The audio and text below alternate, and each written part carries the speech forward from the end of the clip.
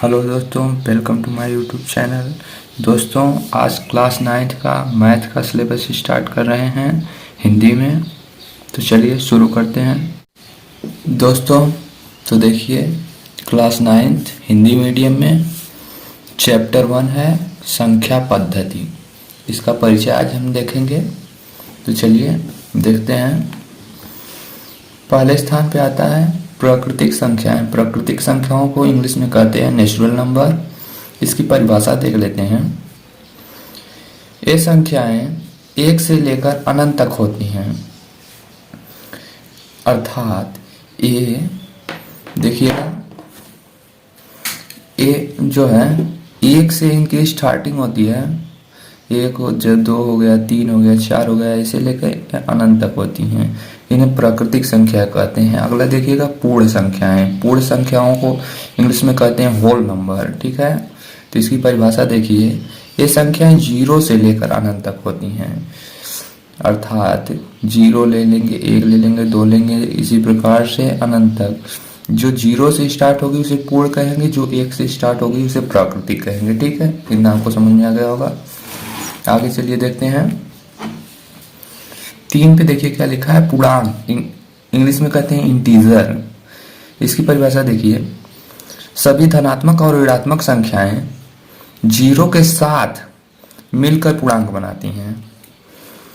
इसके कहने का मतलब है, जैसे 0 पूर्णांक वाली संख्याओं को पहले लिख लीजिए। ठीक है, पूर्णांक 0 से लिख लेते हैं अनंत तक।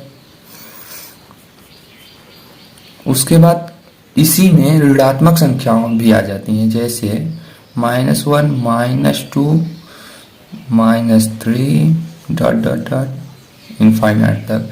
तो इन्हें पूर्णांक संख्या कहते हैं। चलिए आगे देखते हैं। अभाज्य संख्याएं। अभाज्य संख्याओं को इंग्लिश में कहते हैं प्राइम नंबर। देख लेते हैं।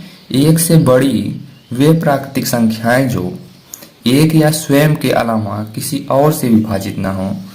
कहने का मतलब है, अगर 2 को हम जैसे ले लेते हैं तो 2 या तो 1 से विभाजित होगी, भाग देंगे तो, या तो स्वयं से कटेगी 2 ही से, और किसी संख्या से कटेगी नहीं। 3 जैसे ले लीजिए आप, 3 देख लीजिए, या तो 1 से कटेगा या तो स्वयं 3 से ही कटेगा, और किसी से नहीं कटेगा। तो उन्हें अभाज्य संख्या कहते हैं। इसी प्रकार से देख लीजिए, 3 के बाद 5 भी वैसा ही है, 5 के बाद 7। ठीक है, इसी प्रकार से होता हुआ चला जाएगा। आगे देखिए, 6th स्थान पे क्या है, भाज्य संख्याएं। भाज्य संख्या को कहते हैं कंपोजिट नंबर। कंपोजिट नंबर, तो इसी परिभाषा देखिए। 1 से बड़ी वे प्राकृतिक संख्याएं जो 1 या स्वयं के अलावा किसी और से भी विभाजित हो जाएं। जैसे हम 4 ले लेते हैं।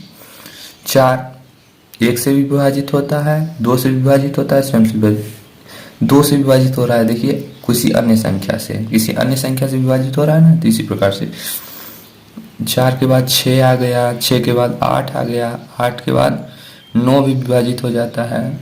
इसी प्रकार से होता हुआ चला जाएगा। देखिए, 6th स्थान पे है परिमेय संख्याएं, रेशनल नंबर। ठीक है, परिभाषा देखिए। जिन संख्याओं को P/Q के रूप में लिखा जा सके, अर्थात भिन्न के रूप में लिखा जा सके किसी भी संख्या को, उसे रेशनल नंबर कहते हैं, अर्थात परिमेय संख्या कहते हैं। जैसे लिख लिया हमने 5/8, एक रेशनल नंबर है। जैसे लिख लिया हमने 2/5, ये रेशनल नंबर है। जैसे हमने लिख लिया 3/11, ये रेशनल नंबर है। ठीक है, आगे देखिए 7वें स्थान पे देखिए अपरिमेय संख्याएं, इनरेशनल नंबर। परिभाषा देखिए। वे संख्याएं जिन्हें P/Q के रूप में नहीं लिखा जा सकता, अर्थात √2, √3, 1.56, इन संख्याओं को हम P/Q अर्थात भिन्न के रूप में नहीं लिख सकते। चलिए आगे देखती हैं। 8वें स्थान पे है वास्तविक संख्याएं, जिन्हें हम इंग्लिश में कहते हैं रियल नंबर। परिभाषा देखिए। सभी परिमेय और अपरिमेय संख्याओं को वास्तविक संख्याएं करते हैं। ठीक है, देख लीजिए कैसे। जैसे हमने लिया था परिमेय संख्याएं, लिया था 5/8, अर्थात इनमें सभी संख्याएं आ जाती हैं। 5/8, 2/5, 0, √2, 1.56 etc. सभी आ जाएंगे इनमें। चलिए आगे देखते हैं। आगे है वास्तविक संख्याएं और उनके दशमलव प्रसार। 9वें स्थान पे है शांत दशमलव। शांत दशमलव भी इसे कहते हैं। इस स्थिति में शेष 0 प्राप्त होता है। देखिए कैसे, हम 1/2 ले लेते हैं। ठीक है, भाग देते हैं 2 की 1 में। देखिए पहले जाए नहीं, हम दशमलव लेंगे, 0 लगा के दशमलव बढ़ा लेंगे। ठीक है, फिर यहाँ पे 0 लाएंगे, फिर भाग 5 बार जाएगी, 2 पंजे 10 होता है, तो भाग पूर्णतः कट जाएगी, 0 आ जाएगा। शेष देखिए 0 बचा है, तो इसे शांत दशमलव कहते हैं। ठीक है, पॉइंट 10 पे आते हैं। अशांत आवर्ती दशमलव। ठीक है, इस स्थिति में शेष के बार बार पुनरावृत्ति होती है। शेष की होगा यहाँ पे। ठीक है, शेष की बार बार पुनरावृत्ति होती है। जैसे हम देख लेते हैं 1/3 ही ले लेते हैं। ठीक है, देखिए 3 की हम भाग देंगे 1 में, तो पहले तो दशमलव बढ़ाएंगे, यहाँ पे 0 आएगा, भाग 3 बार जाएगी, 9 आएगा, तो 1 शेष बचेगा, फिर से दशमलव बढ़ाए तो 0 आ जाएगा, फिर से 3 बार जाएगी तो 9 आ जाएगा। देखिए बार बार 1 बच रहा है, तो इसमें लगातार 1 बचता रहेगा। इसी को हम लिखते हैं इस तरह से। देखिए इसे बार कहते हैं। जब भाग कटे ही ना कभी, शेष बचता रहे, तो हम उसे इस फॉर्म में लिख सकते हैं, 0.3 बार उसे कहेंगे। ठीक है, पॉइंट 11 देखिए, अशांत अनावर्ती दशमलव। इस स्थिति में शेष की पुनरावृत्ति नहीं होती, अर्थात समान शेष नहीं आएगा। जैसे यहाँ पे 3 3 3 लगातार आता रहा है, यहाँ पे कोई भी संख्या आ सकती है।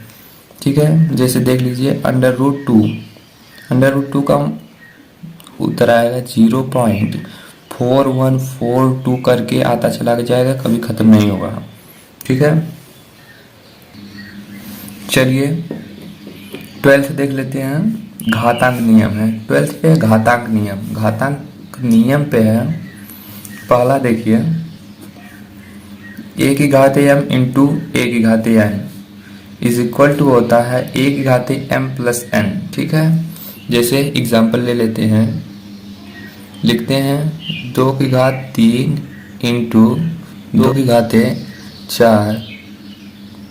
ठीक है, तो ये 2 की जो 3 है एक घात है उसकी। ठीक है, इसी प्रकार से यहाँ पे 4 घात है, तो इसको इस तरह से लिख सकते हैं हम, 2 की घात 3 + 4, तो उत्तर आ जाएगा 4 3 जोड़ देंगे 7 हो जाएगा, तो 2 की घात 7 हो जाएगा। ठीक है, चलिए 2 देखते हैं।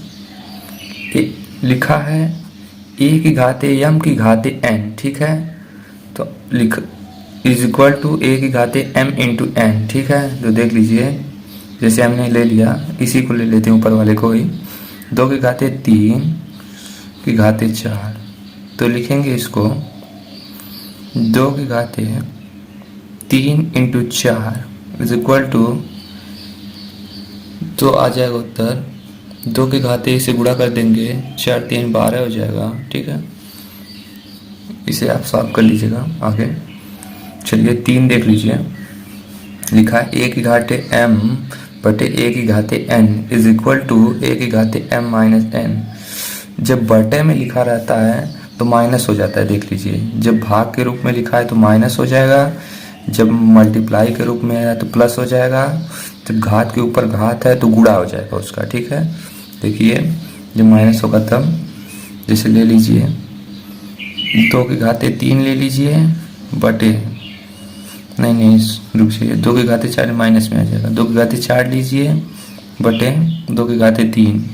ठीक है, तो इसे हल कीजिए, आएगा 2 की घाते 4 माइनस 3, तो उत्तर आ जाएगा 2 की घाते 1 अर्थात 2 ही आएगा। ठीक है, अगला देखिए चौथा पॉइंट, a की घाते m इंटू बी की घाते m, ठीक है, इज इक्वल टू, देखिए इसका जो घात का हर है इसमें a बदल गया है और घातें जो है सेम है, तो इसकी घात एक ही लिखी जाएगी और हर को 2 बार लिखा जाएगा, दोनों को उतार लिया जाएगा। a इंटू बी की घाते m लिखा गया है। ठीक है, देख लीजिए इसे हमने लिखा 2 की घाते 3 इंटू 4 की घाते 3। ठीक है, तो इसकी घात समान हो गई, तो हम ये समान है यार इसका, तो हम पहले लिख लेंगे 2 इंटू 4 की घाते 3 इज इक्वल टू 8 की घाते 3। यहीं पे हमारा परिचय समाप्त हो गया है। आगे हम कल करेंगे प्रश्नावली 1.1 से हम कल स्टार्ट करेंगे। पूरी प्रश्नावली का उत्तर कल मैं अपलोड कर दूंगा इसी चैनल।